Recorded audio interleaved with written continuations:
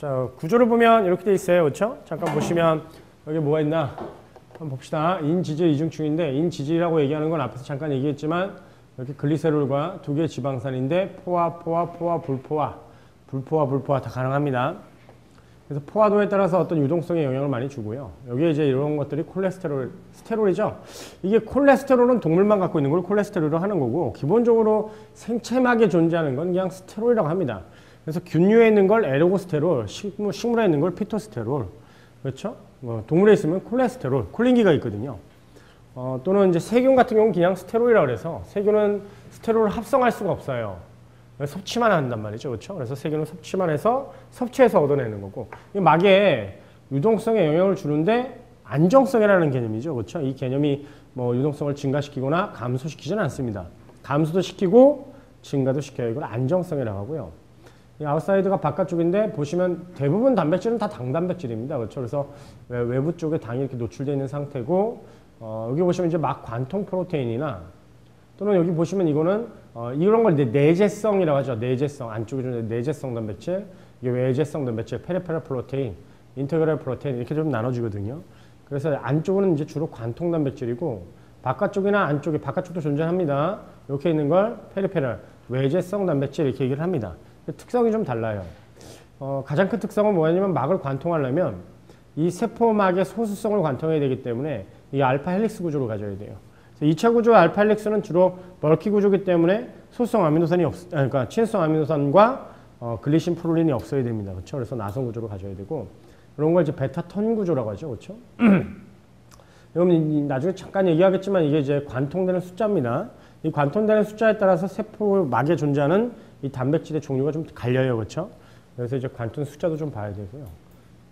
이 정도만 얘기하는 이건 이제 당지질이라는 거죠. 당지질. 봅시다.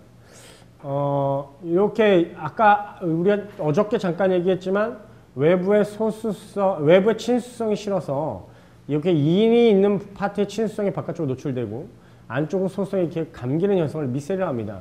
미셀은 이 콜레스테롤, 그러니까 글리세롤에 지방산 2개, 뭐 이런 구조가 아니에요. 그냥 간단하게 어떤 지질의 물질이 있으면 그 지질에 소수성은 바깥으로 노출되어 있고 안쪽으로 친수성이 바깥쪽으로 노출되어 있고 안쪽에 소수성이 형성해요. 이런 현상이 일어나는 걸 그냥 미셀 이렇게 얘기를 하죠. 이 미셀이라고 얘기하는 게 우리가 지방을 먹어요. 그럼 지방을 먹으면 먹은 지방이 위에 장에 이런 쪽으로 소화계통을 움직일 때 미셀 구조로 움직인다 이렇게 얘기를 한단 말이죠. 그러니까 미셀 구조라는 게 친수성 바깥쪽, 소수성 안쪽 이런 개념이에요. 바이레어란 인지질층은 이거 보시다시피 이렇게 이게 친수성 머리, 소수성 꼬리, 테일이 소수성이고 머리가 이제 헤드가 기본적으로 이제 친수성입니다. 그래서 이렇게 형성되는 걸 얘기하고 이 리포좀은 인위적으로 만든 거예요. 실험적으로 우리가 쓰는 건데 세포막의 일부분을 떼서 이렇게 가만히 놔두면 이쪽 성분과 이쪽 성분이 거의 비슷하기 때문에 서로 엮여져요. 이렇게 성분이 비슷하다면 그래서 세포 생물에게 보면 조면소포체에서 골지체에서 세포막으로 움직일 때 막이 퓨전되고 있죠. 그럼 그 개념이 뭐냐면 핵막과 조면소포체와 그 다음에 골지체와 분비소관과 리소좀과 세포막은 막의 구조가 뭐하다? 같다는 얘기예요. 그러니까 들락날락이 가능한 거죠. 그래서 구조가 같으면 이게 연결이 되는데 인위적으로 연결시킨 거예요. 그래서 여기다 뭐 막단백질을 집어넣을 수도 있고 안쪽에다 뭔가를 집어넣을 수도 있고 이런 걸 이제 실험적으로 리포좀이라고 하는 겁니다. 생체 내에 존재하는 게 아니고요. 우리가 실험적으로 만든 거예요. 이런 걸 리포좀, 손왕 구조죠. 전체적으로 퍼센테이지를 보면 멤브레인에 뭐 에탄올 아민, 작용기입니다. 콜린, 마일린, 뭐 세린, 이노시톨, 이노시톨 포스페이트 이러한 물질들이 안쪽에 많은 물질이 있고 바깥쪽에 많은 물질로 나눠진다는 거죠. 그래서 주로 보면 콜린이나 스핑고 미엘린 같은 이런 물질들은 바깥쪽에 주로 존재를 하고요. 나머지 물질들은 다 안에 존재한다. 이게 비대칭성입니다. 그래서 막은 안쪽과 바깥쪽 구조가 약간 다르다. 이렇게 생각하시면 됩니다. 자, 이게 아까 얘기했지만 이게 이제 페리페럴, 바깥쪽에 존재하는 이런 단백질들이고 얘는 이제 내재성, 그렇죠? 인테그랄, 안쪽에 이제 존재하는 단백질이고 이 안쪽과 바깥쪽이라는 의미는 막을 기준으로 보는 거예요. 막을 기준으로 막 안쪽에 있느냐, 막을 기준으로 막 바깥쪽에 있느냐 이런 개념이죠, 그렇죠? 필기는 하지 않겠습니다. 또는 어떤 단백질은요, 이런 식으로 인지질에 여러 가지 당이나 또는 여러 가지 사슬, 올리고 아미노산에 의해서 링크되어 있는 경우도 있어요, 그렇죠? 가장 대표적으로 이제 GPI 또는 G프로테인 이런 것들이 많이 존재를 하거든요. 그래서 링크되어 있는 것도 있다. 그럼 얘네들이 지금 페리페럴 이 페리페럴 프로테인이 여기 붙어있는 이유는 뭐 때문이다? 극성 때문이에요. 꼭 여기만 결합하는 게 아니고 이렇게 지질에도 결합할 수 있는데 정전기적 인력이죠. 그렇죠? 차지에서 결합하는 걸 페리페럴 프로테인에 막에 결합되어 있다. 그럼 이건 과량의 염처리라면 떨어집니다. 그러니까 우리가 분리해낼 때 염처리를 분리해서 떨어뜨리는 건 정전기적 인력을 파괴한다는 개념이 형성되는 거예요. 마찬가지로 여기서 보시면 이 내재성 단백질은 이쪽은 친수성이고 이쪽이 친수성이지만 여기는 소수성이에요. 소수성 구조를 갖고 있어야지만 막에 이렇게 박힐 수가 있다는 거죠. 그렇죠? 그래서 구조적 특성에 대해서 좀 생각을 하시고요. 만약에 얘를 우리가 얻고 싶다 그러면 이렇게 얻고 디터전트 뭐야? 이거 이제 비누죠, 비누. 그렇죠? 그래서 SDS나 또는 트라이톤 S백 많이 볼 거예요, 실험에서. 비누입니다. 양친매성이죠. 그렇죠? 계면활성제라고 하는데 이 계면활성제인 디터전트를 여기다 처리하면 막이 파괴되면서 그러면서 나오겠죠. 그렇죠? 안 그러면 나올 수가 없으니까. 그럼 개념 정도는 알고 계시면 됩니다. 보통 막단백질은 이렇게 막 관통된 부분에는 주로 다 보시면 소수성이고요. 바깥쪽에 있는 거는 소수성과 친수성이 섞여 있습니다. 그렇죠?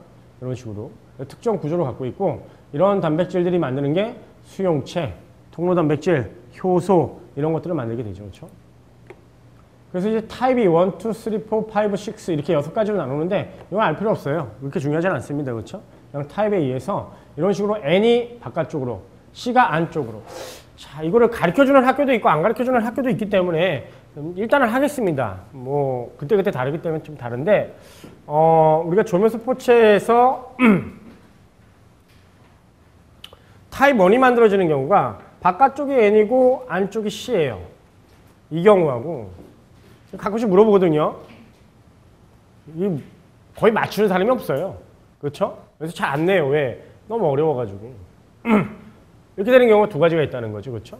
또는 보시다시피 막이 관통하잖아요. 그러면 이렇게 관통해서 C가 나가는 경우도 있고 그렇죠? 이렇게 관통해서 N이 나가는 경우도 있고요. 뜻이겠습니까? 그럼 누가 결정하느냐?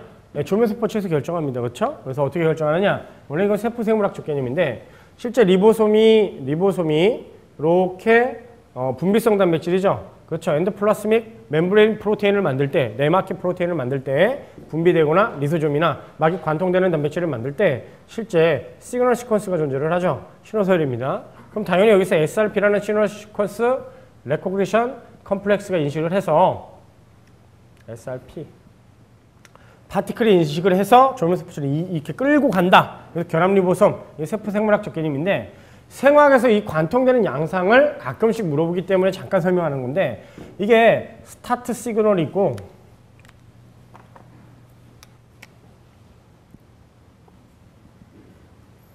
그렇죠? 스타트 시그널이 있고 또 하나가 뭐였냐면 스탑 시그널이 있어요. 이렇게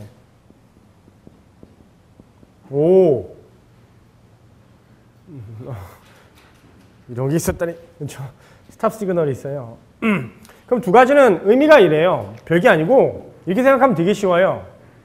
얘는 조면서 포체 안으로 들어가기 위해서 지나가는 그 단백질이 일단 쉬는 시간에 꼭 사올게. 편의점에서 이거 파는데 이게 트랜스 로콘이라고 합니다. 트랜스 로콘, 전자 프로테인, 트랜스 영어로 하겠습니다.